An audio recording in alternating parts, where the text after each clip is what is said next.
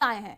Drone हमले में Zaporizhzhia में कोहराम मचा हुआ है और जापोरिजिया में कई लोगों के मारे जाने की खबर है। तो बड़ी अपडेट आपको दे रहे हैं। यूक्रेन पर रूस का बड़ा ड्रोन हमला, तस्वीरें आई हैं।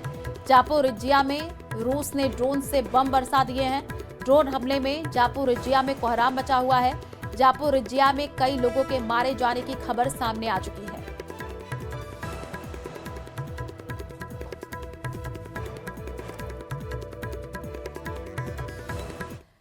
और ट्रंप की वजह से रूस ने यूक्रेन में भयानक हमले शुरू कर दिए हैं। वजह है जिनेवा में हुई बैठक, जहां यूरोप के देशों ने ट्रंप के बनाए मसौदे में कई बड़े बदलाव कर दिए हैं और इस बात ने पुतिन को और भड़का दिया है।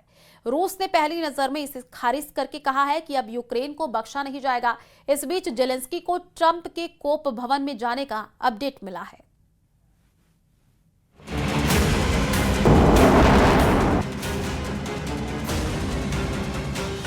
जैसे आसमानी बिजली कड़कती है, जैसे मौत बांटने वाली बिजली गिरती है, वैसे ही दृश्य कीव में रात को दिखते हैं। अचानक बहुमंजिला इमारत से ड्रोन टकराता है, जोरदार धमाका होता है। धमाके के बाद धुआं ही धुआं, आग ही आग। रूस के भयानक हमलों से यूक्रेन में कोहराम मच गया है, लेकिन प्रेसिडेंट ट्रंप जेलेंस्की की रेंज से बाहर हो गए हैं। जेलेंस्की ट्रंप की सीधी बातचीत के जल्द आसार नहीं दिख रहे हैं। रूस का हमला तेज हो गया है। कीव में बीती रात सबसे भयानक रही।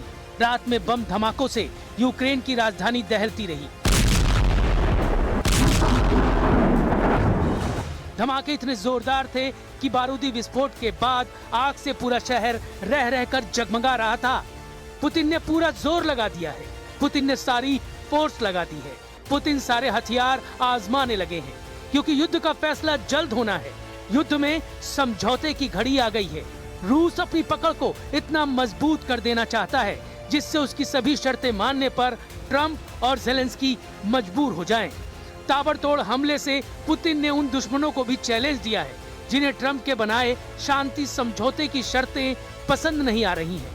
पुतिन ने ऐसे देशों को मिसाइलों से मैसेज देना शुरू कर दिया है जो उनकी विश लिस्ट पूरी नहीं होने दे रहे हैं। कीव पोस्ट की रिपोर्ट के मुताबिक पेचेस्क्री में 22 मंजिला अपार्टमेंट को रूस ने ड्रोन बम से उड़ा दिया है। उधर ट्रंप ने जेलेंस्की से फिलहाल किसी भी मीटिंग से साफ मना कर दिया है। प्रेसिडेंट ट्रंप के एक हफ्ते तक बहुत ज्यादा बिजी होने की जानकारी व्हाइट हाउस से दी गई है।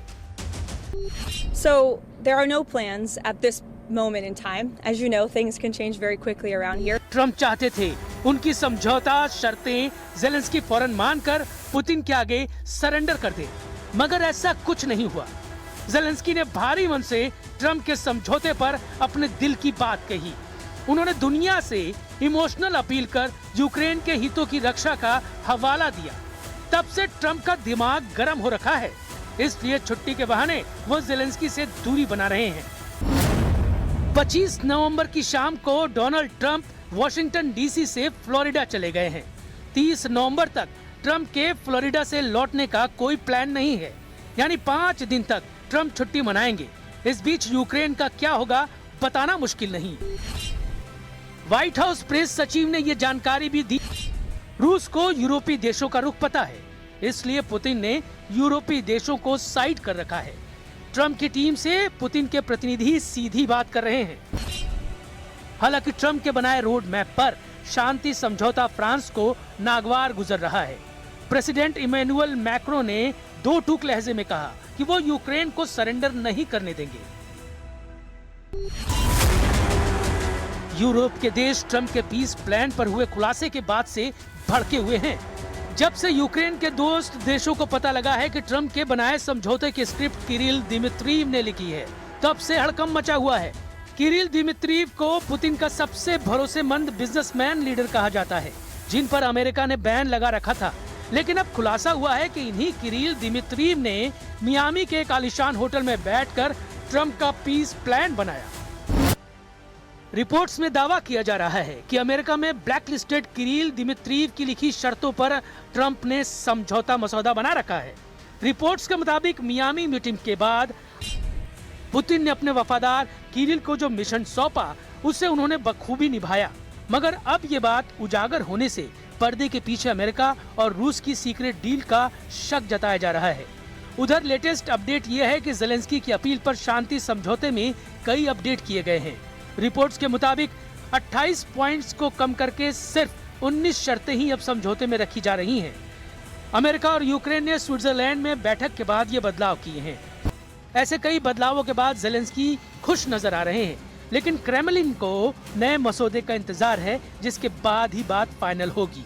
रूस के विदेश मंत्री सर्गेई लावरोव ने एक बार फिर से दोहराया है कि यूरोपीय देशों की जगह पश्चिमी देशों का लीडर अमेरिका को माना जा रहा है।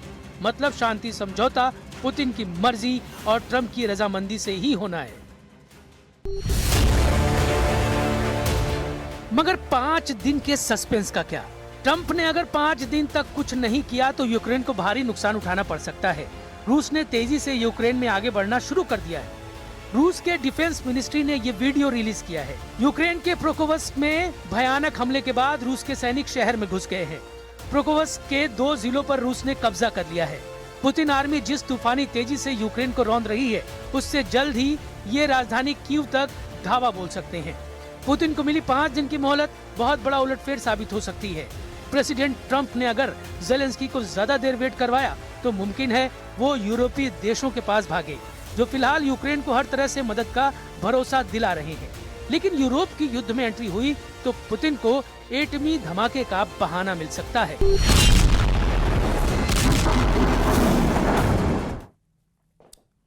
और भारत से करीब 4,500 किलोमीटर दूर अफ्रीका महाद्वीप में एक इतना शक्तिशाली ज्वालामुखी फटा कि इसकी राख राजधानी दिल्ली तक पहुंच गई।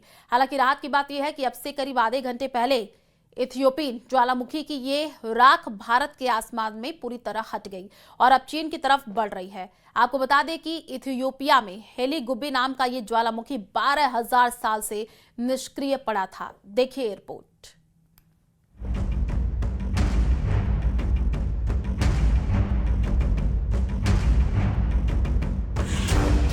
जब आसमान में दिखा राख का गुबार, राख वाले बादल कर देंगे हैरान। राख के बादल ने तय की 4300 किलोमीटर की दूरी। हेली गुब्बी का भारत पर असर।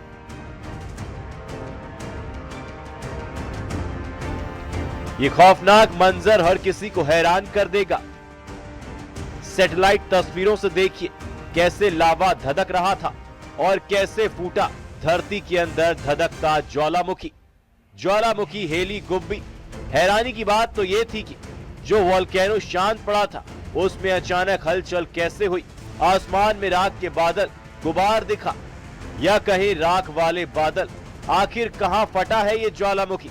दरअसल अफ्रीका के इथियोपिया के अफार इलाके में मौजूद हेली गुब्बी ज्वालामुखी 12,000 साल बाद 23 नवंबर 2025 को अचानक फट पड़ा।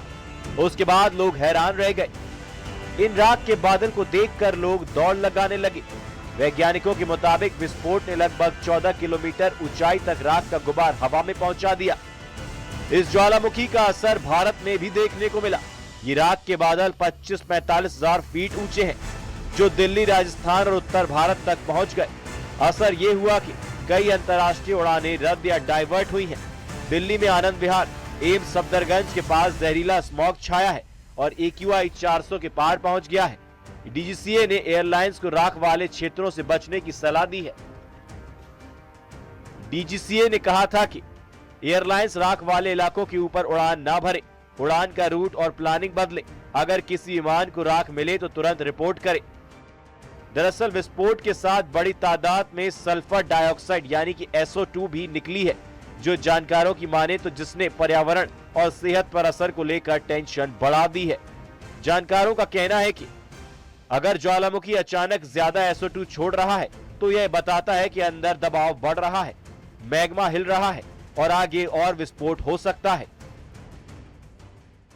कोई पैनिक होने का जरूरत नहीं है और हम पब्लिक के लिए कोई ऐसे एडवाइजरी जारी नहीं किए हैं, क्योंकि वेदर या एयर क्वालिटी पर इसका इम्पैक्ट नहीं है।